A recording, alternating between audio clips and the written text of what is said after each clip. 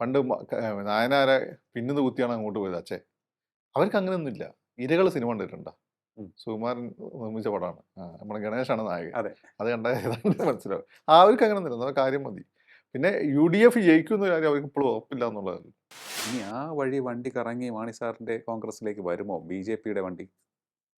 അതിന് സാധ്യതയുണ്ട്. മാണി കെ.എം. മാണിന്റെ മാണി സാറിന്റെ മകന്റെ ജോസ് കെ മാണിയുടെ ഉള്ളിൽ ഒരു കേന്ദ്രമന്ത്രി ഒരു ആഗ്രഹമാണ്. എസ്.എഫ്.ഐയുടെയും ഡിവൈഎഫിയുടെയും പല നേതാക്കന്മാരും അടുത്ത കാലഘട്ടം വരെ ആരായിരുന്നു മുസ്ലിങ്ങളായിരുന്നു. അതങ്ങനെയാണ്. അങ്ങനെ വന്നതാണ്. സർവാപരാധം വന്ന് പിണറായിന്റെ കാൽക്കൽ വീഴും. അപ്പം വിശാല ഹൃദയനായ ആശാൻ ഗോപാലകൃഷ്ണൻ എന്നുള്ള അൻവറിനോട് ക്ഷമിക്കും. അതായത് ബന്ധുസ്ഥാനം കൊടുക്കും. സതീശൻ അതിലെ മല്ലയ്യാന്ന് തോന്നുന്നു. സതീശൻ അത് മനസ്സിലായി തോന്നുന്നു. പക്ഷെ ലീഗുകാർക്ക് അവരുടെ ഗതികേട് കൊണ്ട് മനസ്സിലാക്കാൻ പറ്റുന്നില്ല. അതാണ് പ്രശ്നം. അൻപത് പൊത്തുവൻ എന്താ അൻപത് പറയുന്നത് പിണറായിസോ ആ പിണറായിസം കണ്ടല്ലേ അൻപത് ഇങ്ങോട്ട് വന്ന് അതിന്റെ ഏറ്റവും വലിയ പ്രയോക്താവായിരുന്നല്ലേ അൻപത്.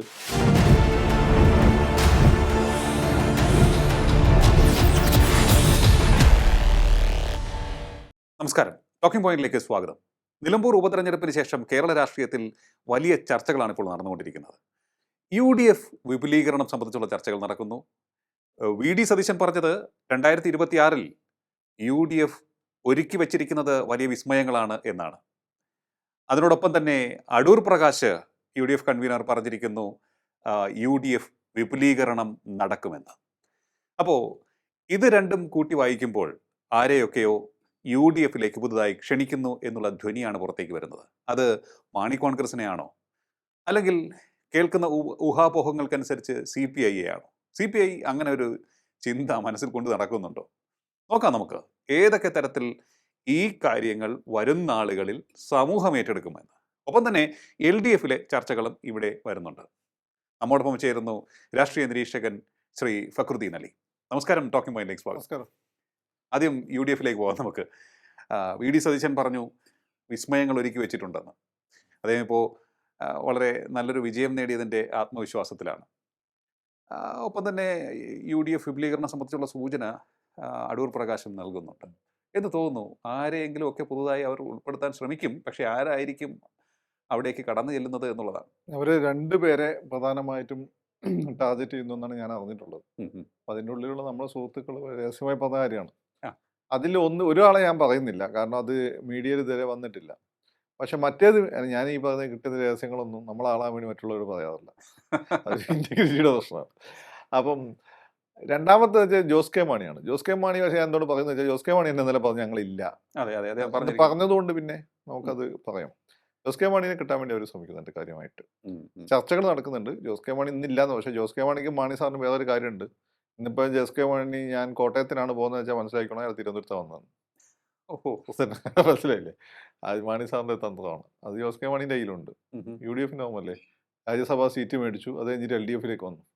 സാധാരണ ഒരാൾ അങ്ങനെ സീറ്റൊക്കെ പറഞ്ഞു മേടിച്ചാൽ അവിടെ നിൽക്കില്ലേ? ഉം. ചാടി LDFിലേക്ക്. ജോസ് കെ അതുപോലെ മാണി സാർ മുഖ്യമന്ത്രി ആവുന്ന ഫീൽ ഉണ്ടായി. അതേസമയം തന്നെ പിന്നെ നമ്മൾ കാണുന്നത് മാണി സാറിന്റെ പേരിൽ ബിജു രമേശ് അല്ലേ കോയ ആരോപണം കൊണ്ടുവരുന്നതാണ്. ഉം. അപ്പോൾ ഇതൊക്കെ തന്നെ ചില കാര്യങ്ങൾ നിങ്ങൾ വായിച്ചാൽ മനസ്സിലാവും. ഒരു കേന്ദ്രമന്ത്രി സ്ഥാനങ്ങളൊക്കെ അന്ന് ചർച്ചയിലുണ്ടായിരുന്നു. അതെ. അപ്പോൾ അതുകൊണ്ട് തൽക്കാലം മാണി സാറിന്റെ കോൺഗ്രസ് ഇല്ല എന്നാണ് പറയുന്നത്. പക്ഷെ നമുക്കത് അവസാന നിമിഷം വരെ പറയാൻ പറ്റില്ല. അവർ രണ്ട് ഇന്നിപ്പോ ഭാഗത്തും പറഞ്ഞത് ഞങ്ങൾ പോകുന്നില്ല, ചവിട്ടി പുറത്താക്കിയ സ്ഥലത്തേക്ക് പോകുന്നില്ല, ഇവിടെ ഹാപ്പി ആണെന്നാണ് ആ പറഞ്ഞത്. കേരള കോൺഗ്രസ് പ്രശ്നമൊന്നുമില്ല. അങ്ങനെ വേണ്ടി പണ്ട് നായനാരെ പിന്നുന്ന കുത്തിയാണ് അങ്ങോട്ട് പോയത് അച്ഛൻ. അവർക്ക് അങ്ങനെയൊന്നുമില്ല. ഇരകൾ സിനിമ കണ്ടിട്ടുണ്ടോ? ഉം. സുകുമാരൻ നിർമ്മിച്ച പടമാണ്. നമ്മുടെ ഗണേഷാണ് നായകൻ. അതെ. അത് കണ്ടാൽ ഏതാണ്ട് മനസ്സിലാവും. അവർക്ക് അങ്ങനെയൊന്നുമില്ല. നമ്മുടെ കാര്യം മതി. പിന്നെ UDF ജയിക്കുന്ന കാര്യം അവർക്ക് ഇപ്പോഴും ഉറപ്പില്ല എന്നുള്ളതാണ്. ഉറപ്പുണ്ട് എന്ന് വെച്ചാൽ അത് അച്ഛന്മാർ അവർക്ക് വിവരം കൊടുക്കും ഫൈനലി. നിങ്ങൾക്ക് ഈ കത്തോലിക്ക സഭയുടെ ഇന്റലിജൻസ് ഇങ്ങനെ പറ്റി ഒരു ചുക്കും അറിയില്ല. അത് വളരെ ശക്തമാണ് ലോകത്തെ. മൊസാദിനെക്കാട്ടും സ്ട്രോങ് ആണ്. അതിന് പണ്ട് പറഞ്ഞിരുന്ന പേര് NDT എന്നാണ്. റോമാണ് അതിൻ്റെ ഒരു കേന്ദ്രം. നമ്മളെ ഇടയിൽ തന്നെ അതൊന്നും ആരെയും നിയമിക്കൊന്നും വേണ്ട. എല്ലായിടത്തും ആളുകളുണ്ട്. ഇൻഫർമേഷൻ ബിഷപ്പുമാർ കിട്ടിക്കൊണ്ടിരിക്കും. അപ്പം അവർ ഒരു ഇലക്ഷൻ്റെ 6 മാസം മുമ്പ് ഫൈനലായിട്ടുള്ള കൊടുക്കും. ഓക്കെ. അന്നപ്പം പിണറായിയുടെ വണ്ടി ലൈറ്റ് ഇട്ട് കോട്ടയത്തോടെ അങ്ങാടിയുടെ ചീറിപ്പാഞ്ഞു എന്ന് ചിലപ്പോൾ ചാടി ഇങ്ങോട്ട് വരികയും ചെയ്യും. അതുകൊണ്ട് ഇലക്ഷൻ്റെ ഒരു 6 മാസം മുമ്പ് വരെ അക്കാര്യത്തിൽ ഒന്നും നമുക്ക് പറയാൻ പറ്റാത്തൊരവസ്ഥയാണ്. അപ്പോൾ ഇനിയും സമയമുണ്ട് ഈ ജോസ് കെ മാണിയുടെ സമയമുണ്ട്. വിഷയത്തിൽ അത് അസസ് ചെയ്യും. അത് ബേസിക്കലി അച്ഛന്മാർ കൊടുക്കുന്ന ഫൈനൽ ഉപദേശം അനുസരിച്ചിട്ടേ പോകുള്ളൂ. ബിഷപ്പിന് കത്തോലിക്ക സഭയിലെ അച്ഛന്മാരും മറ്റു സഭകൾ അവർക്ക് ബന്ധമുള്ള അവർ അതിനനുസരിച്ച് അവർ തീരുമാനം എടുക്കുള്ളൂ. അത് നിങ്ങൾ നോക്കിയാൽ അച്ഛന്മാർ UDF ലീഗിൻ്റെ 5ാം സ്ഥാനത്തിൽ അസംതൃപ്തരായിരുന്നു. അതാണ് അവസാനം പൊട്ടിത്തെറിച്ച് ഇവർ മുന്നണി വിട്ടുപോയത്. അല്ലാതെ ഈ പറഞ്ഞതിനെ ചവിട്ടി പുറത്താക്കാനുള്ള കാരണം അവർ തന്നെ ഉണ്ടാക്കിയതാണ്. മനസ്സിലായില്ലേ? കേരള കോൺഗ്രസിൻ്റെ സ്വഭാവം അതാണ്. അപ്പം അതുകൊണ്ട് അങ്ങനെ നടക്കുന്നു. മറ്റേത് അവർ ശ്രമിക്കുന്നുണ്ട്. മലബാറിലൊക്കെ അത്യാവശ്യം സ്വാധീനമുള്ളൊരു പാർട്ടിയാണ്. അവർ ശ്രമിക്കുന്നുണ്ട്. അവർക്ക് അസംതൃപ്തിയുണ്ട്. അത് ചിലപ്പം നടക്കാൻ മതി. ഇതാണ് ഈ പറഞ്ഞ രണ്ട് വിസ്മയങ്ങൾ, പ്രധാനമായും രണ്ട് അല്ല വിസ്മയം. അങ്ങനെയാണെന്നുണ്ടെങ്കിൽ ഞാൻ ഈ മാണി കോൺഗ്രസിൻ്റെ കാര്യം ചോദിച്ചോട്ടെ. അതായത് ഇപ്പോൾ ഈ രണ്ടില ചിഹ്നത്തിൻ്റെ കാര്യത്തിൽ തന്നെ കോടതി കയറിയ വിഷയമാണ്. അത് ജോസഫ് ഗ്രൂപ്പിലേക്ക് പോവുകയും ചെയ്തു. ഇനിയിപ്പോൾ UDF-ലേക്ക് ഇവരെ കൊണ്ടുപോവുകയാണ് എന്നുണ്ടെങ്കിൽ ജോസഫ് ഗ്രൂപ്പുമായി ലയിക്കുമോ? അത് സാഹചര്യങ്ങളാണ്. കേരള കോൺഗ്രസ് ഒരേ സഭയിലുള്ളവർ തന്നെ എത്ര ഗ്രൂപ്പുണ്ട്?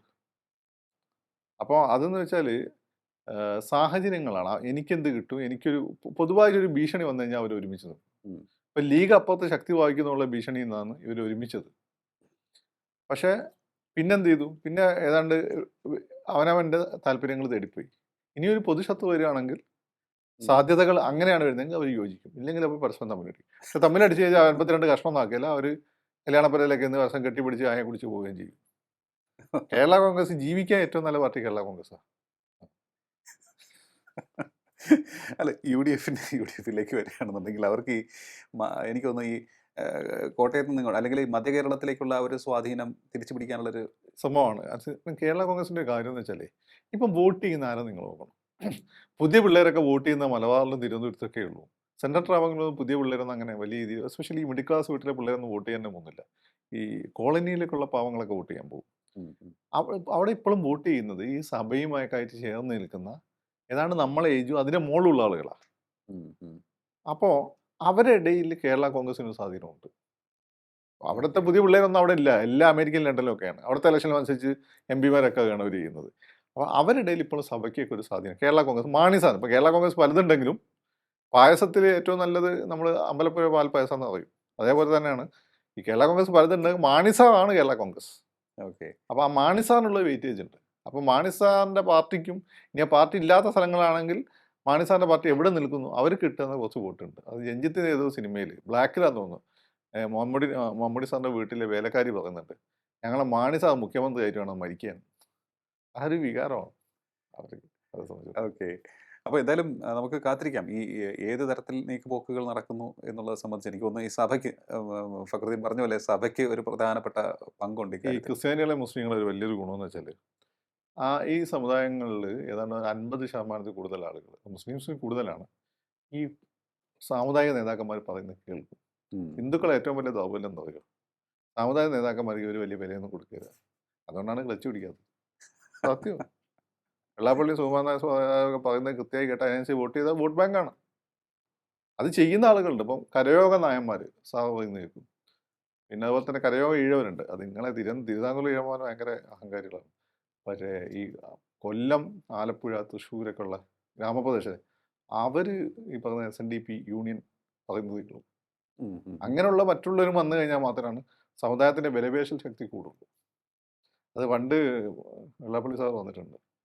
ബാക്കി എല്ലാവരും പിന്നെ ഇപ്പം ജാതി നോക്കി വോട്ട് ചെയ്യും, നമ്മളാളുകൾ ചിഹ്നം നോക്കി വോട്ട് ചെയ്യുന്നു. അതിലെല്ലാം ഉണ്ട്. തങ്ങിൽ ഡയലോഗ് അടിക്കുന്നതിലുണ്ട്. അതെ അതെ, അദ്ദേഹം എടുക്കാനാണ്.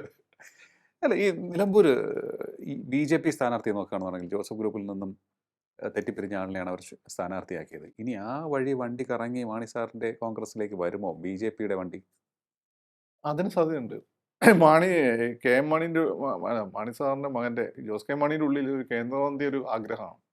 നിങ്ങളൊക്കെ എന്തായാലും നിങ്ങൾ ചില ആഗ്രഹങ്ങളുണ്ടല്ലോ, നിങ്ങളിങ്ങനെ ഹോണ്ട് ചെയ്തിട്ട് നിങ്ങൾ സ്കൂൾ കാലത്ത് പ്രണയിച്ചിട്ട് കിട്ടാതെ പോയ പെൺകുട്ടി, നിങ്ങൾ ഏത് ഐശ്വര്യറായതിനെ കല്യാണം കഴിച്ചാൽ ഇത് നിങ്ങളെ മനസ്സിൽ ഇങ്ങനെ കിടക്കും. അതേപോലെ ജോസ് കെ മാണിയുടെ ഉള്ളിലുള്ളൊരു ആഗ്രഹമാണ് കേന്ദ്രമന്ത്രി സ്ഥാനം.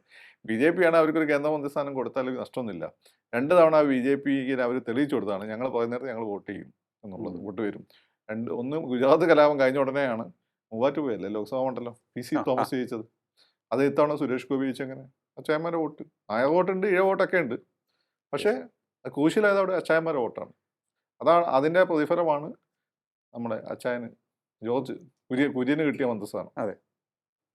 അവരെ സംബന്ധിച്ച് അങ്ങനെയൊന്നുമില്ല. നിങ്ങൾ ഈ മുസ്ലിങ്ങളെ വ്യാഗസക്കാർ കൊന്നും കടലിൽ താഴ്ത്തും എന്നൊക്കെ പറഞ്ഞ് പേടിപ്പിക്കുക. അത് ചിലപ്പോൾ അവർ വിചാരിച്ചാൽ ചെയ്യാനും പറ്റും. എന്നാൽ മുസ്ലിംസിന് ഇന്റർനാഷണൽ ചോദിക്കാൻ ആരുമില്ല. ഇവർ രണ്ടുപേരും തമ്മിൽ ഇതിൻ്റെ ഉള്ളിൽ തന്നെ ഭൂലോക അടിയാണ്. ക്രിസ്ത്യാനികൾ അങ്ങനെ തൊട്ടാൽ വിവരം അറിയും, ഈ രാജ്യം ഉണ്ടാവില്ല. അപ്പം ഈ ഒന്ന് നമ്മൾ കൂട്ടി വായിക്കുകയാണെന്നുണ്ടെങ്കിൽ ഈ ആനുകൂല്യങ്ങൾ അല്ല അത് അച്ഛന്മാർ, എപ്പോഴും സഭ എങ്ങനെ സഭ, സഭ അച്ഛന്മാർ. സഭ അപ്പൊ ഈ മുസോളിനിയായിട്ട് സഖ്യം ഉണ്ടാക്കിയിട്ടുണ്ട്, ഹിറ്റ്ലറായിട്ട് സഖ്യം ഉണ്ടാക്കിയിട്ടുണ്ട്. ആ അതൊക്കെ വലിയ സ്കാൻഡൽ ആയിട്ടുള്ളതാണ്. കമ്മ്യൂണിസ്റ്റ് സ്റ്റാലിനായിട്ട് വരെ നീക്കുപോക്കുകൾ ഉണ്ടാക്കിയിട്ടുണ്ട് പല ഘട്ടങ്ങളിലും. സഭയെ സംബന്ധിച്ചിടത്തോളം ആ സമയത്ത് സഭയുടെ നിലനിൽപ്പാണ്. ഭാവിയിലുള്ള കാര്യങ്ങളൊക്കെ ചെയ്യാൻ സഭയ്ക്ക് അറിയാം. സഭേനെ അതിനെ പഠിപ്പിച്ചും കൊടുക്കണ്ട. അത് ആ രീതിയിൽ പെർക്കുലേറ്റ് ചെയ്തിട്ടുള്ള സംവിധാനമാണ്. ഉം. മനസ്സിലായില്ലേ? എത്ര 2000 വർഷത്തെ പഴക്കമാണ്. അതിൽ കൃത്യമായി ഓമക്കാരുടെ അണ്ടറിൽ കിട്ടിയിട്ട് ഏതാണ്ട് 1700 വർഷത്തെ 1600 വർഷത്തെ ചരിത്രമുണ്ട്. അതിനിടയ്ക്ക് ഇത് എവിടെയൊക്കെ എത്തിയിട്ടുണ്ടെന്നത് ഇതറിയാം. ഈ സഭ അറിയാതെ ഒരു കാര്യം. മൊസാദൊക്കെ നിങ്ങൾ മൊസാദ് കുറച്ച് പബ്ലിസിറ്റി എടുക്കുന്നതുകൊണ്ട് നിങ്ങൾ അറിയുന്നത്. സഭേനെ നിങ്ങൾക്ക് അറിഞ്ഞുകൂടാ. സഭയുടെ ഇന്റലിജൻസ് ഉണ്ട്, എൻറ്റിറ്റി. ഗൂഗിൾ പേ അടിച്ചു. ഓക്കെ. അപ്പോൾ ആ ഒരു സാധ്യത തെളിഞ്ഞു തന്നെയാണ് കിടക്കുന്നത്. ഇത് നോക്കുകയാണെന്നുണ്ടെങ്കിൽ നമ്മൾ സാധ്യതകൾ, സ്വാധീനം, സ്ഥാനമാനങ്ങൾ ഇതെല്ലാം നോക്കുകയാണ് എന്നുണ്ടെങ്കിൽ അവിടെ ഒരു കൃത്യമായ റൂട്ട് തെളിഞ്ഞു കിടക്കുന്നുണ്ട്. കൃത്യമായ റൂട്ടുണ്ട്. കാരണം അവരെ സംബന്ധിച്ചിടത്തോളം ഒന്ന് അവർ വലിയ ബിസിനസ്സുകാരാണ്. അപ്പോൾ കേന്ദ്ര ഗവൺമെൻറ് ഉടക്കിയാൽ അത് ശരിയാവില്ല. ഞാൻ എസ്പെഷ്യലി സിറിയൻ സഭകളാട്ടോ പറയുന്നത് കേരളത്തിൽ. രണ്ടാമത്തെ കാര്യം എന്ന് വെച്ചാൽ അവർക്ക് ഫണ്ട് വരുന്നുണ്ട്, അത് ഇവർ ബ്ലോക്ക് ചെയ്യും. മൂന്നാമത്തെ കാര്യം എന്ന് വെച്ചാൽ ഈ പറയുന്നതിന് അത് മറ്റുള്ള രണ്ട് പാർട്ടികളും മുസ്ലിംസിനെ അപ്പീസ് ചെയ്യാൻ ശ്രമിക്കുന്നത്. ക്രിസ്ത്യാനികളും മുസ്ലിങ്ങളും ഈഴവനും തമ്മിൽ പണ്ടേ ഒരു കച്ചവടത്തിൻ്റെ മത്സരമുണ്ട്. അത് നിങ്ങൾ ശ്രദ്ധിക്കാത്ത സാധനമാണ്. ഇവിടെ പണ്ടേ കച്ചവടം നടത്തിക്കൊണ്ട് എന്തൊക്കെ കടലെടുക്കാൻ പറ്റില്ലല്ലോ. ആ കച്ചവടം നടത്തിക്കൊണ്ടിരുന്നത് ജൂതന്മാരും സിറിയൻ ക്രിസ്ത്യാനികളും അറബികളുമാണ്. യെസ്. മനസ്സിലായില്ലേ? അതിൻ്റെ കൂടെ അവർ ഈ ഇവിടെയുള്ള സാധനങ്ങൾ പുറത്തുകൊണ്ടുപോയി വിറ്റിട്ട് അതിൻ്റെ ആ പൈസ കൊണ്ടാണ് നമ്മുടെ രാജാക്കന്മാരും നമ്പൂതിരിമാരെ കൂടെ ജീവിച്ചുകൊണ്ടിരുന്നത്. ഈ ഇന്റേണലായി ഈ ട്രേഡ് നടത്തി ഇത് സാധനങ്ങൾ കളക്ട് ചെയ്ത് ഇവർ കൊടുത്ത ഈഴവരാണ്. ഈഴവരും മലബാറിലാണ് വൈശ്യത്തി എന്ന് വന്നിട്ടുള്ള നമ്മുടെ സുധാകരൻ്റെ ഒക്കെ കൂടിയ തീയന്മാരുണ്ട്. അവരാണ്. ഇവിടെ ആണെങ്കിൽ നമ്മളെ വിനയന്റെ സിനിമയിലെ മുതലാളിയില്ല, അങ്ങനെ വരുന്നതിന് ആകാട്ടുപുര വിരേതപ്പണിക്കരെ, അദ്ദേഹത്തെ പോലെയുള്ള ഈഴവ പ്രമാണിമാരുണ്ടായിരുന്നു. അവരാണ്. പിന്നെ കുറെ കൊങ്കിണി കച്ചവടക്കാരുണ്ടായിരുന്നു, ബ്രാഹ്മിൺസ് അല്ല, അതല്ലാത്ത ഇവരാണ് ഇന്റേണലി ഇത് കളക്ട് ചെയ്തുകൊണ്ട് ഈ മുസ്ലിം കച്ചവടക്കാർക്കും അറബി കച്ചവടക്കാർക്കും സിറിയൻ കച്ചവടക്കാർക്കും ജൂതന്മാർ ഇവരൊക്കെ അറബികളാണ് ബേസിക്കലി. പിന്നെ അതിൽ വേറെ വിഭാഗങ്ങൾ വന്നതേ ഉള്ളൂ. അപ്പോൾ അറബികൾ, പിന്നെ അതിൽ ഇസ്ലാം കൂടി വന്നപ്പോൾ ഇത് അറബികൾ നമ്മൾ മുസ്ലിം എന്ന് വിളിക്കുന്നേ ഉള്ളൂ. ഇവർക്ക് കൊണ്ടു കൊടുത്തുകൊണ്ടിരുന്നത്. മനസ്സിലായില്ലേ? അപ്പോൾ ഇവർ തമ്മിൽ അതുകൊണ്ട് ഒരു മത്സരം ഉണ്ടായിരുന്നു. ഓക്കെ. ഇവിടെ നായരും മുസ്ലിമും തമ്മിൽ മത്സരമില്ല, നായർ ഈഴവനും തമ്മിൽ മത്സരമൊന്നുമില്ല. ജന്മിത്തം എന്ന് പറഞ്ഞ പണ്ടത്തെ കാലഘട്ടം പൽപ്പൊക്കെ ഉണ്ടാക്കിയ സാധനത്തിൻ്റെ നായ വിരോധം കൊണ്ട് നടക്കുന്നതല്ലാതെ നായർ ഈഴവനും തമ്മിൽ ഇവിടെ അങ്ങനെ വേറെ പ്രശ്നമൊന്നുമില്ല. നായരും മുസ്ലിമും തമ്മിൽ പ്രശ്നമുണ്ട്, നായരും ക്രിസ്ത്യനും തമ്മിൽ പ്രശ്നമുണ്ട്. എന്തുകൊണ്ടോ കച്ചവടക്കാർ തമ്മിലുള്ള മത്സരമാണ്. ഇതിൻ്റെ പ്രമാണിമാർ കച്ചവടക്കാർ. നിങ്ങൾ നോക്കിയാൽ മതി, ഈഴവ പ്രമാണിമാരും മുസ്ലിം പ്രമാണിയും ക്രിസ്ത്യൻ കച്ചവടക്കാരാണ്. എന്നാൽ നായർ പ്രമാണിമാരും നമ്പൂരി പ്രമാണിമാരും ആരാ? ഈ അരിസ്ട്രോക്കാർ, പിന്നെ ലാൻഡ് എന്താ പറയുക, ലാൻഡ് ലോഡ്സ് ആണ്. അവർ തമ്മിൽ അവർക്ക് അവരുടെ സാധനങ്ങൾ വിറ്റുകൊണ്ടിരിക്കുന്നത് ഇവരൊക്കെയാണ്. അപ്പൊ ഇവരൊക്കെ നമ്മൾ അതിപ്പം ഈ ഡോക്ടർ പൽപ്പൂന്റെ ഒക്കെ സമയത്ത് അവർക്ക് വിദ്യാഭ്യാസം കിട്ടി, യൂറോപ്യൻ രീതിയിലുള്ള സമത്തൊക്കെ ഇവിടെ വരണമെന്ന് വന്നപ്പോഴാണ് നായർ ഈഴവ അടി ഉണ്ടായത് ഇവിടെ. അതിപ്പോൾ അത്ര സ്ട്രോങ് ഒന്നുമല്ല. അതിപ്പോൾ ഈ ആ ഒരു നവോത്ഥാനത്തിന്റെ സ്വാധീനം നിൽക്കുന്നതുകൊണ്ട് അത് രാഷ്ട്രീയക്കാർ ഉപയോഗപ്പെടുത്തുന്നതുകൊണ്ട് സ്ട്രോങ് ആയി നിൽക്കുന്നത്. ഇവിടെ നായർ ഈഴവൻ തമ്മിൽ ബേസിക്കലി പ്രോബ്ലം ഇല്ല. പ്രോബ്ലം ഉള്ളത് കച്ചവട മത്സരമുള്ളത്. നിങ്ങൾ നോക്കിയാൽ മതി. ഈ ജൂതന്മാരിപ്പോൾ ഇവിടെ അല്ലാത്തതുകൊണ്ട് അവരെ ഒഴിവാക്കി നിർത്തുക. ക്രിസ്ത്യൻ, മുസ്ലിം, ഈഴവ. അതെ, അതാണ് വെള്ളാപ്പള്ളിക്ക് ഇടയ്ക്കിടയ്ക്ക് ഇങ്ങനെ ഒരു ചില സാധനങ്ങൾ വരുന്നത്. അല്ല, ഇവിടെ ഈ കച്ചവടത്തിന്റെ കാര്യം പറയുമ്പോൾ കച്ചവട താല്പര്യം ഏറെ ഉള്ള ഒരു വ്യക്തിയുണ്ട്, പി.ബി. അൻവർ. അൻവറുണ്ട്. അൻവർ അതുകൊണ്ടാണ് എല്ലാവരും പോയി മൂപ്പര് കാണുന്നുണ്ടല്ലോ. പുള്ളി ഇപ്പൊ എങ്ങും ഇല്ലാത്ത അവസ്ഥയിലാണോ? ആക്ച്വലി അദ്ദേഹത്തിന്റെ ഡോർ അടഞ്ഞു. അല്ല, അൻവറിനെ പറ്റി നമ്മൾ പറഞ്ഞിടത്തല്ലേ കാര്യങ്ങൾ വന്നിട്ട്. നമ്മളെന്താ പറഞ്ഞത്? He's A Trojan. ഇപ്പൊ നിങ്ങൾ നോക്കൂ, ഞാൻ എന്താ പറഞ്ഞത്? അൻവർ ജയിക്കാൻ സാധ്യതയൊന്നുമില്ല. പക്ഷെ അൻവർ 14 കൂടെ വോട്ട് പിടിച്ചാൽ മതി. വോട്ട് പിടിച്ചു കഴിഞ്ഞാൽ ആ ഒരു മേഖല, ഏതാ മേഖല? ഞാൻ കേരള മുസ്ലിംസ് ഒന്നും പറഞ്ഞിട്ടില്ല, മലബാർ മുസ്ലിംസ് ഒന്നും പറഞ്ഞിട്ടില്ല. ആ ഒരു നമ്മുടെ മണ്ണാർക്കാട് തൊട്ടിട്ട് മാനന്തവാടി വരെയുള്ള മേഖലകളിലെ, മലയോര മേഖലകളിലെ മുസ്ലിം കർഷകരും ക്രിസ്ത്യൻസിന്റെ ഒരു വിഭാഗത്തിനും അദ്ദേഹത്തിന് സ്വാധീനിക്കാൻ പറ്റും. ഓക്കെ. പ്രത്യേകിച്ച് മുസ്ലിംസിനെ. കാരണം അത് മുസ്ലിംസിനിടെ പണ്ടത്തെ പോലെ വിദ്യാഭ്യാസം കിട്ടിയോടുകൂടി പണ്ടത്തെ പോലെ അങ്ങനെ അവർ വോട്ട് ചെയ്യുന്നില്ല. കുറച്ചൊക്കെ ബുദ്ധിപരമായിട്ടാണ് വോട്ട് ചെയ്യുന്നത്. അപ്പോൾ ലീഗും CPM കോൺഗ്രസും ഒക്കെ ഒരു പരിധി കൂടുതൽ ഇവരെ പല കാര്യങ്ങളും പറയുന്നില്ല. അവിടെയാണ് കള്ളക്കടത്തുകാരുടെ കാര്യം അനുഭവം പറയുന്നു, കാർഷികരുടെ കാര്യം, പന്നീനെ വെടിവെക്കേണ്ട കാര്യം പറയുന്നു. ക്രിസ്ത്യാനികളെ സംബന്ധിച്ചിടത്തോളം അവിടെ അൻവറാണ് ഡിപ്പെൻഡ് ചെയ്യാൻ പറ്റുന്ന ആള്. അൻവർ അവരുടെ കൃത്യമായി പറയുന്നുണ്ട്, ഷാപ്പ് ലൈവാക്കി നിർത്തുന്നുണ്ട് ആ വിഷയം.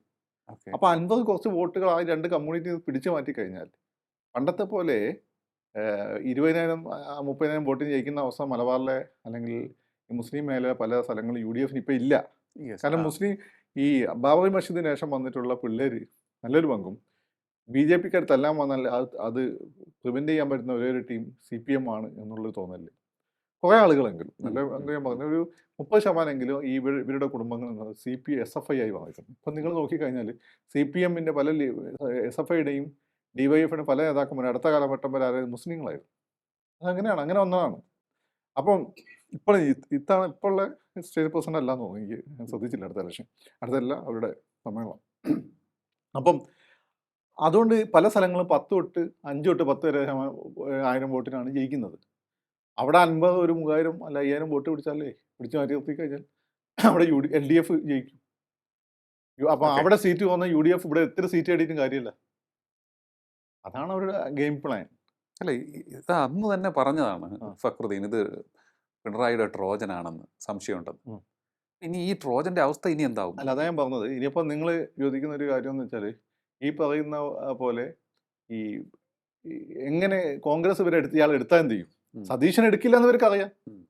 എന്നാൽ സതീശൻ കുറച്ച് ഈഗോ ഉള്ള ഒരാളാണ്. അപ്പം ഇയാളാണ് ഇഷ്ടം പോലെ വെറുപ്പിച്ച് വെച്ചിട്ടുണ്ട്. അപ്പം അതുകൊണ്ട് സതീശനെ പോലുള്ള ആൾ ഇയാൾ അക്കോമഡേറ്റ് ചെയ്യാൻ ബുദ്ധിമുട്ടാന്ന് അപ്പുറത്ത് അറിയാലോ. അപ്പുറത്ത് നിങ്ങൾ ഇരിക്കുന്ന ആൾ ജില്ലക്കാരനല്ലല്ലോ.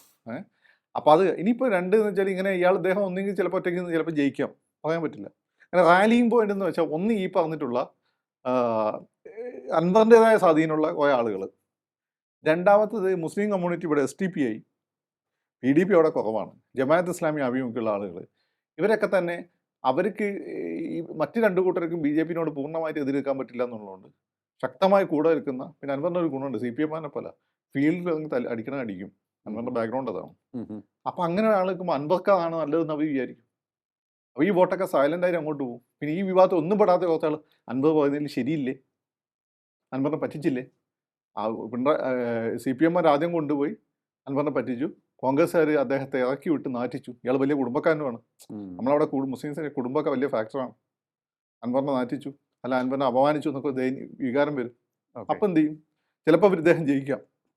ജയിച്ചില്ലെങ്കിൽ ഈ കഴിഞ്ഞ തവണ നമ്മളെ സതീശനോട് മാപ്പ് പറഞ്ഞ പോലെ, മാപ്പ് കായംകുളം മാപ്പ് എന്ന് പറഞ്ഞ പോലെ ഇലോവിനോദ സിനിമ പറയുന്നില്ലേ, ഈ തൃശ്ശൂരിൻ്റെ മാപ്പില്ലാത്ത ലോകമാപ്പ് വെക്കുന്നു. അത് സർവാപരാധം പറഞ്ഞ് പിണറായിൻ്റെ കാൽക്കൽ വീഴും. അപ്പം വിശാല ഹൃദയനായ ആശാൻ ഗോപാലകൃഷ്ണൻ എന്നുള്ള അൻവറിനോട് ക്ഷമിക്കും, അതായത് സ്ഥാനം കൊടുക്കും. അതായത് വീണ്ടും അതല്ല, ജയിക്കുന്നതിന് മുമ്പ് ഈ സാഷ്ടാംഗം പ്രണമിച്ച് കാലിൽ വീഴാനുള്ള സാധ്യതയുണ്ട്. കാരണം നിലമ്പൂരിൽ വീണ്ടും നിന്നാൽ അദ്ദേഹത്തിന് ജയസാധ്യതയുണ്ട്. ഇടത് വോട്ട് അത് എനിക്ക് തോന്നുന്നില്ല. അത് ചിലപ്പോൾ ഉണ്ടാവാം. പക്ഷെ അതിലും കൂടുതൽ UDFന്റെ വോട്ട് ഒറ്റയ്ക്ക് സ്പ്ലിറ്റ് ചെയ്യിപ്പിക്കാനാണ് സാധ്യത. കുറച്ചുകൂടി ബുദ്ധിപരം അതാണ്. അതായത് ഇപ്പോൾ ഈ ജമാഅത്തെ, PDP, SDPI ഇവരുടെ എല്ലാം അവരെല്ലാം അത്രയല്ല, സുന്നി ഭാഗങ്ങളിലെല്ലാം മൂപ്പർക്ക് അനുഭവമുള്ള ആളുകളുണ്ട്. ഇപ്പൊ പാർട്ടിയെ വിലയിരുത്തിയെന്ന് എനിക്ക് തോന്നുന്നു. അയാൾ ഒറ്റയ്ക്ക് കളി അവിടെ ഉണ്ടല്ലോ. കോൺഗ്രസിന്റെ കൂടെ നിന്നാലും രക്ഷപ്പെട്ടില്ല.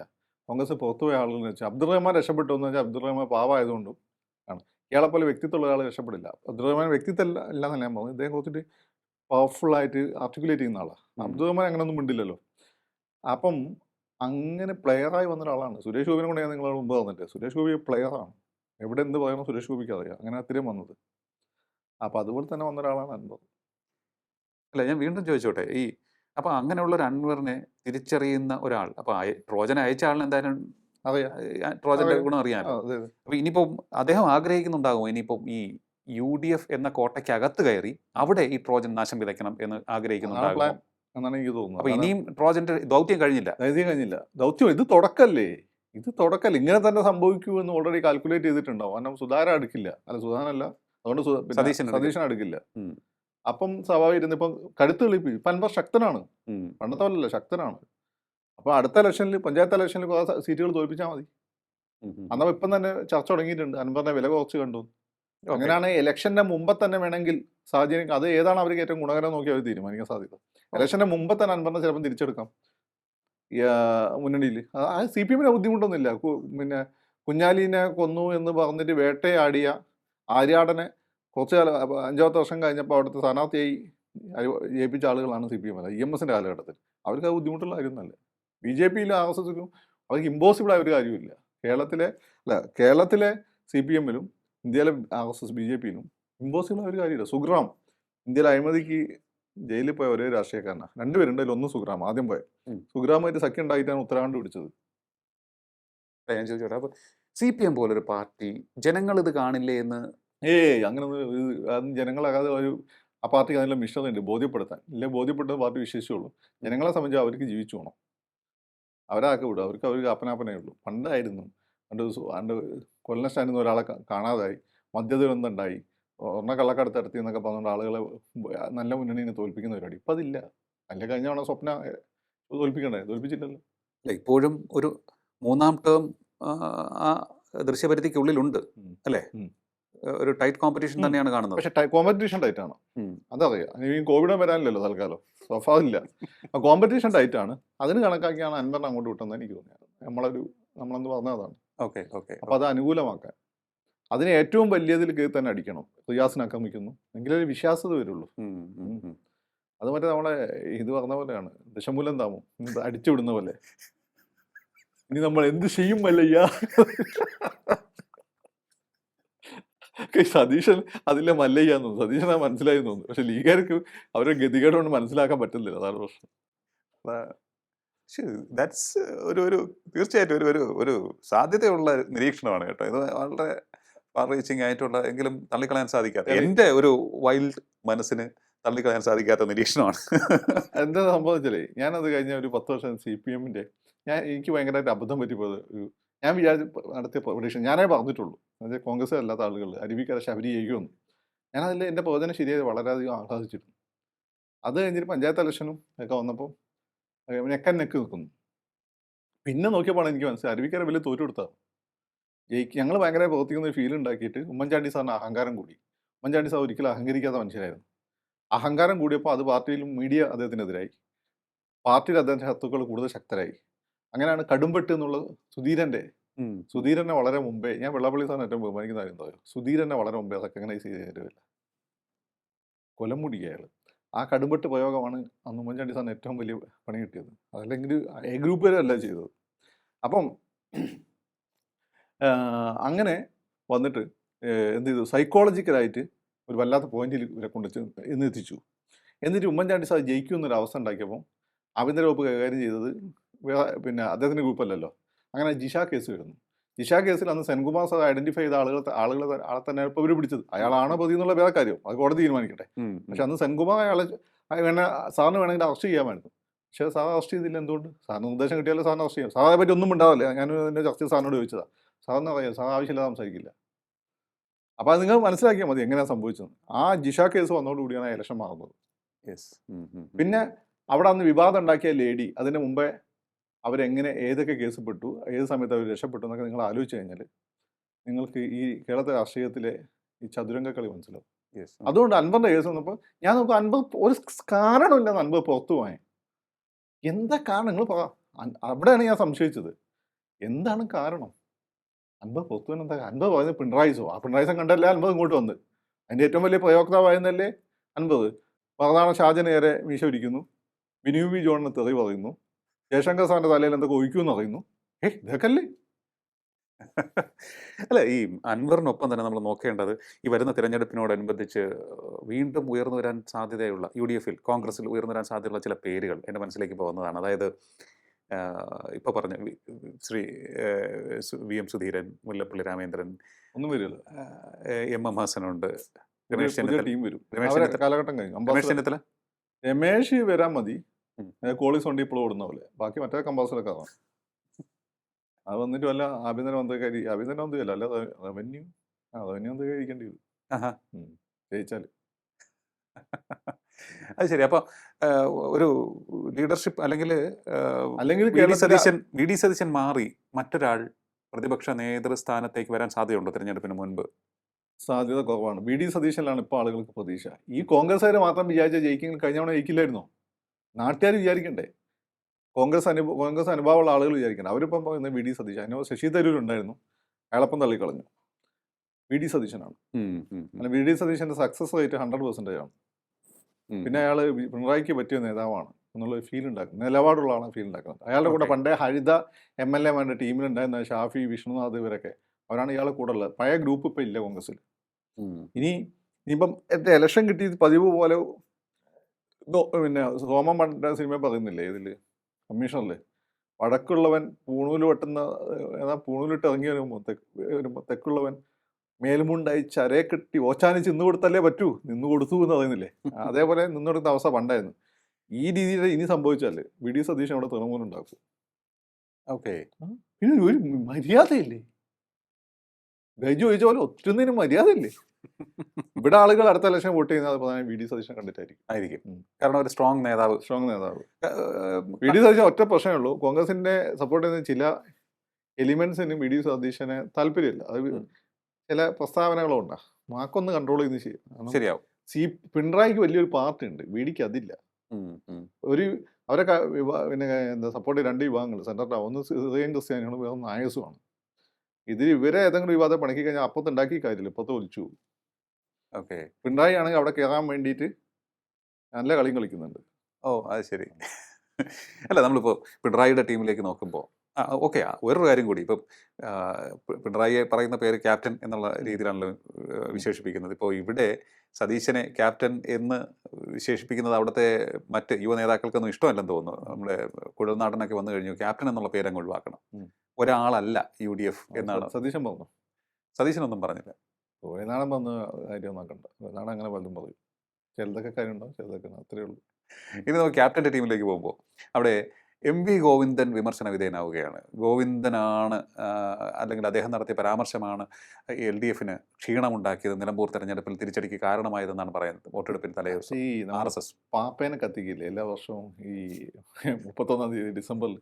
അതേപോലെ തോറ്റ് കഴിഞ്ഞാൽ എന്തെങ്കിലും കാരണം കണ്ടെത്തണ്ടേ, അത് കണക്കാക്കിയിട്ട് അത് അങ്ങനെയുള്ള കത്തിക്കലേ ഉള്ളത് ആചാരപരമായിട്ടുള്ളത്. അല്ലാണ്ട് ഗോവിന്ദ മാഷ് ആലോചിക്കാതെ അങ്ങനെ ഒരു പ്രസ്ഥാനം എടുത്ത് നിൽക്കുന്നുണ്ട്. അവിടെ ഹിന്ദു മഹാസഭ ഗാന്ധിനെ വെടിവെച്ച് വന്ന പ്രസ്ഥാനം ആരാ സപ്പോർട്ട് ചെയ്ത്? അപ്പം അതൊന്നും അത് CPM അങ്ങനെ പിണറായി വിജയൻ ഗോവിന്ദ മാഷ കയ്യിൽ നിന്നൊന്നേ P. ജയരാജൻ MP ജയരാജൻ ഇവരെ കയ്യിൽ നിന്നൊന്നും ലൂസ് സ്റ്റോക്ക് ഉണ്ടാവില്ല. ആകപ്പാടെ മറ്റേ ജയരാജൻ ഉണ്ടല്ലോ, EP ജയരാജൻ, EP-ൻ്റെ കയ്യിൽ നിന്ന് മാത്രമേ വല്ല ലൂസ് സ്റ്റോക്കും വരും. ഇവരാരെയും നിങ്ങൾ പ്രതീക്ഷിക്കേണ്ട, അതൊക്കെ ആലോചിച്ചുറപ്പിച്ചുള്ളതായിരിക്കും. അവർ ഈ പരാജയത്തെക്കുറിച്ച് പഠിക്കുന്നുണ്ട് എന്ന് പറഞ്ഞു. ഇത് ഭരണവിരുദ്ധ വികാരമല്ല എന്ന് പറയുന്നു, എതിരെയുള്ള വിലയിരുത്തലല്ല എന്ന് പറയുന്നു. ഏത് തരത്തിലുള്ള തിരുത്തലുകൾ നമുക്ക് കാണാൻ സാധിക്കും? എന്തായാലും അവരൊരു സ്ട്രോങ് ടീമാണ്. കേരളത്തിലെ ഇന്നത്തെ സ്ട്രോങ് ടീം തീർച്ചയായിട്ടും LDF തന്നെയാണ്. സ്ട്രോങ് ടീം എന്നല്ല, സ്ട്രോങ് മാനേ ഉള്ളൂ. Strong man, one and only Pinarayi. അതും ഒരു ദൗർബല്യമല്ലേ? അതൊന്നുമില്ല, അദ്ദേഹമാണ് ഈ പാർട്ടി ഇങ്ങനെ നിലനിർത്തി. നിങ്ങൾ നോക്കിയാൽ മതി. അദ്ദേഹം ഓരോ ഘട്ടത്തിൽ കൂടെ വന്ന ആളുകൾ, Thomas Isaac, MA baby, P. Jayarajan, EP Jayarajan, അതിൽ MA ബേബി വെച്ച് ബാക്കിയുള്ളവരൊക്കെ ഇപ്പോൾ ഇവിടെ പോയി. ശൈലജ ടീച്ചർ അങ്ങനെ പറയാൻ പറ്റില്ല. P. ജയരാജനൊക്കെ ആയിരുന്നു. P. ജയരാജൻ, തോമസ് ഐസക്, ഇതിൻ്റെ പ്രത്യയശാസ്ത്രം വലിയ പ്രത്യയശാസ്ത്രം അറിയില്ലെങ്കിൽ പോലും അങ്ങനെ ആയിരുന്നു. MA ബേബി പിന്നെ സാത്വികനായതുകൊണ്ട് മത്സരത്തിൽ നിന്നില്ല. ഇവരൊക്കെ ഇപ്പോൾ ഇവിടെ പോയി. ഇപ്പം നിങ്ങൾ പേര് പോലും അറിയാത്ത ആളുകളാണ് DYFIൻ്റെ SFIൻ്റെ ഒക്കെ നേതാക്കന്മാർ. അങ്ങനെയായിരുന്നു. അല്ല, വേറൊരു സംഭവം, ഒരു സംശയം ചോദിച്ചോട്ടെ. അതായത് ഈ പിണറായി വിജയനെ പ്രതിരോധത്തിലാക്കുന്ന ഏതെങ്കിലുമൊക്കെ വിഷയം വരുമ്പോൾ അതിൻ്റെ തൊട്ടടുത്ത ദിവസം അല്ലെങ്കിൽ അത് ആളിക്കത്തും ചർച്ചകളിൽ എന്ന് തോന്നിക്കുന്ന സമയം ഉണ്ടാകുമ്പോൾ വലിയ സംഭവങ്ങൾ ഉണ്ടാകാറുണ്ട്. അതുപോലെ തന്നെ ഒരു വനിതാ മുഖ്യമന്ത്രി കേരളത്തിനുണ്ടാകും എന്നുള്ള ചർച്ച സജീവമായി സോഷ്യൽ മീഡിയയിലൊക്കെ തന്നെ സജീവമായി നിലനിൽക്കുന്ന സാഹചര്യത്തിൽ ആണ് ശൈലജ ടീച്ചർ മത്സരിക്കുന്നു, തോക്കുന്നു, ഒതുങ്ങുന്നു.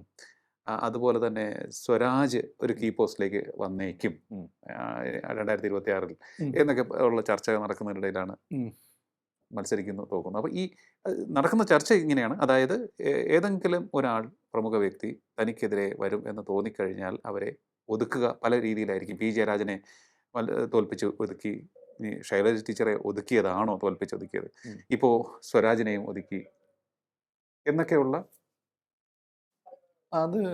അതിപ്പം അതങ്ങനെ ഒതുക്കലല്ല, അത് പാർട്ടിയുടെ ഒരു ശിക്ഷണമാണ്. നേല് കണ്ട് അഹങ്കരിക്കരുത് എന്നുള്ള ശിക്ഷണം. അത് പണ്ടും പാർട്ടി പല ആളുകൾക്കും കൊടുത്തിട്ടുണ്ട്. AKജിക്ക് വരെ കൊടുത്തിട്ടുണ്ടെന്നാണ് ഞാൻ കേട്ടിട്ടുള്ളത്. ഡൽഹിയിൽ വലിയ ആളായി ഇവിടെ വന്നിട്ട് നേല് കണ്ട് അഹങ്കരിക്കരുത്, മനസ്സിലായില്ലേ? പക്ഷെ ശൈലജ ടീച്ചർ നിങ്ങൾ ഈ PR വാക്കും നിങ്ങളെല്ലാം കൂടി ആക്കിയതല്ലേ. കേരളം കണ്ട ഏറ്റവും വലിയ അഴിമതി ആരോപണങ്ങൾ പലതും വന്നത് ആ കാലഘട്ടത്തിലാണ്. അതിന് ഉത്തരവാദി ആരാ? ടീച്ചറിൻ്റെ വകുപ്പ് കൈകാര്യം ചെയ്തത് ആണോ? ആണല്ലോ. അപ്പോൾ ഇത് അന്നത്തെ സമയത്ത് മലയാളിക്ക് ഇങ്ങനെ യുദ്ധം കണ്ടിട്ടുണ്ടോ? മലയാളി പകുതി ദുരന്തങ്ങൾ പടുത്താലല്ലേ കണ്ടു തുടങ്ങിയത്.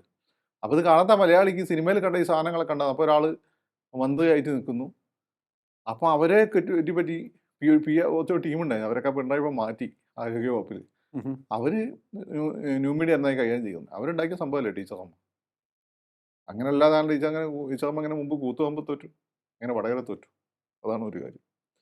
പി ജയരാജനെ ഒതുക്കിയാന്ന് എനിക്ക് തോന്നുന്നില്ല. അല്ലെങ്കിൽ പി ജയരാജനെ സംബന്ധിച്ചിടത്തോളം അവിടെ TP കേസുമൊക്കെ ആയിട്ട് ബന്ധപ്പെട്ടിട്ട് അവിടെ ജയരാജേട്ടൻ എനിക്ക് ഭയങ്കര സ്നേഹമുള്ള ആളാണ്. പക്ഷേ അദ്ദേഹം അതിൽ നേരിട്ട് ഇൻവോൾവ് ആകുന്ന ഫീൽ ഉണ്ടായിരുന്നു. ആ ഫീൽ തന്നെയാണ് TP കേസ് വരുമ്പോൾ അവിടെയുള്ള ജനങ്ങൾ വേറെ രീതിയിൽ ചിന്തിക്കും. അതുകൊണ്ടാണ് വടകര TPൻ്റെ പിന്നെ ഭാര്യ അവർ ജയിച്ചത്, രമചേച്ചി ജയിച്ചത്. ആ ഫാക്ടർ തന്നെയാണ് ജയരാജേട്ടനെ തോൽപ്പിച്ചത്, അല്ല പാർട്ടി തോൽപ്പിച്ചതെന്ന് എനിക്ക് തോന്നുന്നില്ല. പിന്നെ സ്വരാജിൻ്റെ കാര്യം, നേരിൽ കണ്ട് അധികം അഹങ്കരിക്കരുത് എന്നുള്ള മെസ്സേജ് പാർട്ടി തന്നെ കൊടുത്തായിരിക്കും, നന്നാൻ വേണ്ടി കൊടുത്തായിരിക്കും. അല്ല, ഞാൻ ചോദിച്ചോട്ടെ ഒരിക്കൽ കൂടി, പി ജയരാജൻ്റെ പേര് വന്നതുകൊണ്ടാണ് ഒരു നല്ല ലീഡർഷിപ്പ് ക്വാളിറ്റിയുള്ള, അതായത് കണ്ണൂരിൽ പാർട്ടിക്ക് വളരെ ഒരു ശക്തിദുർഗമായിരുന്നു, വളരെ കരുത്തനായ നേതാവായിരുന്നു, അണികൾ ഏറ്റവും കൂടുതൽ അല്ലെ ഉണ്ടായിരുന്ന ഒരു നേതാവായിരുന്നു അദ്ദേഹം. ഇപ്പോഴും അങ്ങനെ തന്നെ അണികൾ ഗ്രാമപ്രദേശത്ത് പി ജയരാജനാണ്. പിണറായി കഴിഞ്ഞാൽ പി ജയരാജൻ തന്നെയാണ്. അല്ല, പിണറായിക്ക് മുകളിൽ ആയിരുന്നു പി ജയരാജൻ. മുകളിലൊന്നുമല്ല, പിണറായി കഴിഞ്ഞിട്ട്. അല്ല, കേൾക്കുന്നത് അങ്ങനെയാണ്. അങ്ങനെ അത് അന്നേ ജയരാജേട്ടന് വേണ്ടി ഏറ്റവും കൂടുതൽ TV സംസാരിച്ച ആളെ ഇവിടെ നാട്ടുകാർ മൊത്തം കൊലയാളി ജയരാജൻ എന്ന് പറഞ്ഞാൽ ഈ ജയരാജേട്ടൻ എന്ന് വിളിപ്പിച്ച ഞാനാണ്. അന്ന് ഡിസ്കഷൻ എടുത്ത് നോക്കിയാൽ ഞാൻ നിങ്ങൾക്ക് ഇവിടെ ക്ലെയിം ചെയ്യാവുന്നില്ല, അപ്പോൾ നിങ്ങൾ പറഞ്ഞുകൊണ്ട് അറിയാം. ഞാനവിടെ പല ഉൾനാട്ടിലൊക്കെ പ്രസംഗിക്കാൻ പോയിട്ടുണ്ട്. അവിടെ പാർട്ടിക്ക് ഒരു ഓർഡർ ഉണ്ടായിരുന്നു. ആ ഓർഡർ ലീഡർഷിപ്പ് സ്ഥാനത്ത് 3ാം സ്ഥാനത്താണ് ഞാൻ ജയരാജേട്ടനെ കണ്ടിട്ടുള്ളത്. അത് പിണറായി, കോടിയേരി, ജയരാജേട്ടൻ അങ്ങനെ പറയുള്ളൂ, പിണറായി, കോടിയേരി, അത് കഴിഞ്ഞതിന് ശേഷം അങ്ങനെ പറയും. ഇപ്പം കോടിയേരി സഖാവില്ല. പിണറായി കഴിഞ്ഞാൽ ജയരാജേട്ടൻ സെക്രട്ടേറിയറ്റിലും വേണ്ട, ജയരാജേട്ടൻ തന്നെയാണ്. അത് അവിടെ മാത്രമല്ല, എനിക്ക് തോന്നുന്നു ഇപ്പോൾ ഓൾ കേരള അടിസ്ഥാനത്തിൽ തന്നെ ഉണ്ടെന്ന് തോന്നുന്നു. ഓക്കെ. പിണറായി കഴിഞ്ഞാൽ അടുത്ത വോട്ട് പാർട്ടിക്ക് ആർക്ക് ചെയ്യണമെന്ന് ചോദിച്ചാൽ അത് ഓട്ടോമാറ്റിക്കലി ആയിട്ട് പണ്ടത്തെ ജനറേഷൻ അങ്ങനെ ചിന്തിക്കുന്ന ഇപ്പം ന്യൂ ജനറേഷനിൽ എന്ന കാര്യത്തിന് വേണ്ടി സഹാക്കളല്ല ഞാൻ പറഞ്ഞത്. അവരുടെ അടുത്ത ഓപ്ഷൻ പി ആണ്. അല്ല, PJ അങ്ങനെയാണെന്നുണ്ടെങ്കിൽ സെക്രട്ടേറിയറ്റിൽ വരേണ്ടതായിരുന്നു. അത് പല ഘടകങ്ങളുണ്ട്. കാരണം കണ്ണൂർ ഇപ്പോൾ സമാധാനമുണ്ട്. ആ സമാധാനത്തിന് പാർട്ടി കൊടുക്കേണ്ടി വന്ന വിലയാണ്. കൂട്ടത്തിൽ ഏറ്റവും നല്ല മുട്ടനാടിനെ അർത്ഥത്തിന് വേണമല്ലോ. മുടിയനായ പുത്തം വരുമ്പം തിരിച്ചു വരുമ്പോൾ നമ്മൾ സദ്യ കൊടുക്കേണ്ടത് ബൈബിൾ പറയുന്നുണ്ട്. അതേപോലെ കൂട്ടത്തിൽ ഏറ്റവും നല്ല മുട്ടനാടിനെ കൊടുക്കേണ്ടി വന്നു. പക്ഷേ ഈ ലോക്സഭാ തെരഞ്ഞെടുപ്പിൽ ധർമ്മടത്ത് ഉൾപ്പെടെ UDFൻ്റെ മുന്നേറ്റമാണ് കണ്ടത്. അത് ഈ PJ ഒതുക്കിയത് കൊണ്ട് പിണറായിക്കിട്ട് അടി കൊടുത്തതാണ്. അത് അങ്ങനൊന്നുമല്ല. അത് എന്ന് വെച്ചാൽ ലോക്സഭാ ഇലക്ഷൻ അവിടെ മാത്രമല്ല, എവിടെയൊക്കെ തോറ്റു. അവിടെ നിങ്ങൾ പ്രധാനപ്പെട്ട നേതാക്കന്മാരുടെ എല്ലാവരും മണ്ഡലമെടുത്തു. ലോക്സഭാ ഇലക്ഷൻ വേറെ പാറ്റേണിലാണ് വോട്ട് ചെയ്തത്. അത് നരേന്ദ്രമോദിക്കെതിരെയുള്ള മൈനോറിറ്റി കമ്മ്യൂണിറ്റിയുടെ പിന്നെന്താ പറയുക തരത്തിലുള്ള ഒരു കൺസൾട്ടേഷൻ ആയിരുന്നു. അല്ലാതെ പിണറായിക്കെതിരെ അല്ല. പിണറായിക്കെതിരെ ഒന്നല്ല. ഇപ്പോൾ അവിടെ പിണറായി മിനിമം 20,000 വോട്ടിന് നിൽക്കും അവിടെ. അത്രേ ഉള്ളൂ. അതൊന്നല്ലത്. പിന്നെ അതങ്ങനെ കഴിഞ്ഞ ലോക്സഭാ ഇലക്ഷനിൽ എന്തായാലും സ്ഥിതി, എന്നിട്ട് നിയമസഭ എന്തുണ്ട്, കോവിഡ് വന്നതൊക്കെ നിങ്ങൾ പറയും. പിന്നെ അത് വലിയ കാര്യം. ഇപ്പം UDFന് ലോക്സഭാ ഇലക്ഷൻ പൊതുവെ കോൺഗ്രസ്സുകാർ പരസ്പരം കാര്യമാരില്ലെങ്കിൽ ഒരു എഡ്ജ് ഉണ്ടാവാറുണ്ട്. ഓക്കെ. പിന്നെ കോൺഗ്രസ് മോൾ സ്ട്രോങ് ആണെങ്കിൽ ചിലപ്പോൾ ഇവിടെ LDFനും വോട്ട് ചെയ്യും. കാരണം കോൺഗ്രസ് മോളുണ്ടല്ലോ. കോൺഗ്രസ് മോൾ ഇല്ലെങ്കിൽ ഇവിടെ എന്ത് ചെയ്യുന്ന വെച്ചാൽ ആളുകൾ ഇവിടെ ഏറ്റവും വലിയ ഹിന്ദുത്വ അതിന് ഏറ്റവും വലിയ ശത്രുക്കളും മുസ്ലിങ്ങളോ ക്രിസ്ത്യാനികളോ അല്ല, ഇടതുപക്ഷക്കാരായ കോൺഗ്രസിലും CPMലും ഉള്ള ഹിന്ദുക്കളാണ്. പ്രധാനമായും ഈഴവ കമ്മ്യൂണിറ്റി തന്നെ പറയേണ്ടി വരും. അതിലിപ്പോൾ ന്യൂ ജനറേഷൻ ഇടയിൽ മാറ്റം ഉണ്ടെങ്കിൽ പോലും ഓൾഡ് ജനറേഷൻ അതിശക്തമായിട്ടുള്ള BJP വിരുദ്ധരാണ്. പ്രധാനപ്പെട്ട പല നേതാക്കൾ ആ കമ്മ്യൂണിറ്റി വന്നവരെ DMRൊക്കെ ആയിരിക്കും. പക്ഷെ അങ്ങനെ പ്രശ്നം ഈഴവ കമ്മ്യൂണിറ്റിയിലുണ്ട്. അപ്പോൾ അവരെ നോക്കുന്ന സമയത്ത് അവർക്ക് ഒരിക്കലും കോൺഗ്രസിന് വോട്ട് ചെയ്യില്ലെങ്കിൽ പോലും താമരക്കെതിരെ ചിലപ്പോൾ ചെയ്യും. അതൊക്കെയാണ് അതിൻ്റെ ഒരു കാര്യം. പക്ഷെ അതിപ്പോൾ മാറുന്നുണ്ടെന്തോ. അതാണ് യങ് ജനറേഷൻ ഞാൻ പറഞ്ഞത്, നമ്മളെ ജനറേഷൻ അല്ല. അതിൻ്റെ ഇപ്പം മാറുന്നുണ്ട്. പെർഫോമൻസ് നോക്കിയിട്ടുണ്ട്. മാറിക്കൊണ്ടിരിക്കുക. തൃശ്ശൂർ മാറ്റം വന്നിട്ടുണ്ടല്ലോ. യെസ്. എന്തായാലും ഇതാണ് കേരള രാഷ്ട്രീയത്തിൽ ഇപ്പോൾ നടന്നുകൊണ്ടിരിക്കുന്ന ചർച്ചകളും അണിയറയ്ക്ക് മുന്നിലും പിന്നിലുമുള്ള നീക്കങ്ങളും. അതാണ് നമ്മളിന്ന് ചർച്ച ചെയ്തത്. വരാൻ പോകുന്നത് തീർച്ചയായിട്ടും വളരെ ഉദ്വേഗജനകമായിട്ടുള്ള ആവേശകരമായിട്ടുള്ള തിരഞ്ഞെടുപ്പ് പോരാട്ടങ്ങളാണ് എന്നുള്ള കാര്യത്തിൽ യാതൊരു സംശയവുമില്ല. ഈ തിരഞ്ഞെടുപ്പിന് മുന്നോടിയായി എല്ലാ മുന്നണികളിലും വളരെ ശക്തമായ ചർച്ചകളും ഉൾപാർട്ടി ജനാധിപത്യത്തിന് ഒരു കാരണവശാലും നിഷേധിക്കാൻ സാധിക്കാത്ത തരത്തിലുമുള്ള നീക്കങ്ങൾ നടക്കുകയാണ് എന്ന് ജനങ്ങളെ ബോധ്യപ്പെടുത്താനുള്ള ശ്രമവും ഉണ്ടാകും. അതാണ്, ജനങ്ങളെ ബോധ്യപ്പെടുത്താനുള്ള ശ്രമങ്ങളും ഓരോ മുന്നണികളും നടത്തും എന്നുള്ളതാണ് നമുക്ക് മനസ്സിലാക്കാൻ സാധിക്കുന്നത്. എന്തായാലും ഈ ഇപ്പോഴത്തെ പോരാട്ടത്തിലൂടെ ഉയർന്ന പൊടിപടലങ്ങൾ തെളിഞ്ഞു മാറി എല്ലാം ക്ലിയർ വിസിബിൾ ആകാൻ കുറച്ച് സമയം നമ്മൾ കാത്തിരുന്നേ മതിയാവും. വളരെയധികം നന്ദി ഇത്രയും സമയം ടോക്കിംഗ് പോയിന്റുമായി പ്രതികരിച്ചത്. ടോക്കിംഗ് പോയിന്റ് അധ്യായം ഇവിടെ പൂർണ്ണമാകുന്നു. ഇനി അടുത്ത എപ്പിസോഡിൽ കാണാം നമുക്ക്. നമസ്കാരം.